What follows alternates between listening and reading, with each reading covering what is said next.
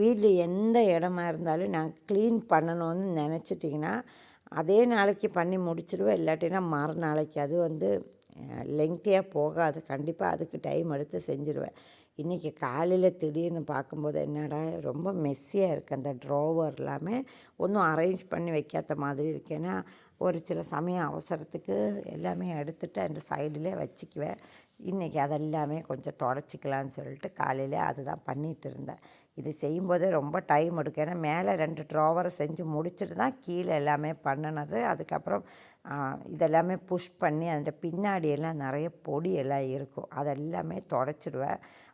செய்யும்போது ஒன் ஷாட்டாக எல்லாமே நீட்டாக்கிட்டேன்னா கொஞ்சம் நாளத்தைக்கு நல்லா க்ளீனாக மெயின்டைன் பண்ணலாம்.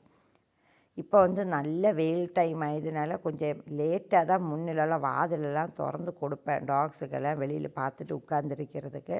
அதே மாதிரி 2 நாளைக்கு ஒருக்கா வெளியில் நல்லா வாஷ் பண்ணணும். டெய்லி செடிகளுக்கு தண்ணி ஊற்றணும். இதெல்லாமே இந்த சூடு டைமில் செஞ்சு தான் ஆகணும். அதனால் நான் அதெல்லாமே பண்ணிகிட்டு இருந்தேன். அது முடிச்சுட்டு தான் டாக்ஸ் எல்லாம் வாக்கிங்கும் கூட்டிகிட்டு போனோம். இந்த வெயிலில் அவங்களும் வரவும் மாட்டாங்க. இன்றைக்கி வந்து டின்னருக்கு எனக்கு எதுவுமே ப்ரிப்பேர் பண்ண தேவையில்லை. ஏன்னா நேற்று வந்து கொஞ்சம் பேன்கேக் பண்ணினது பேலன்ஸ் இருக்குது ஃப்ரிட்ஜில். அது நான் ரீஹீட் பண்ணி சாப்பிட போகிறேன். எங்களோட செடியில் உள்ள பூக்கள் தான் இதெல்லாமே வச்சு ஈவினிங் வந்து எல்லா வேலைகளும் முடிச்சுட்டு சூப்பராக சாமியும் கும்பிட்டாச்சு.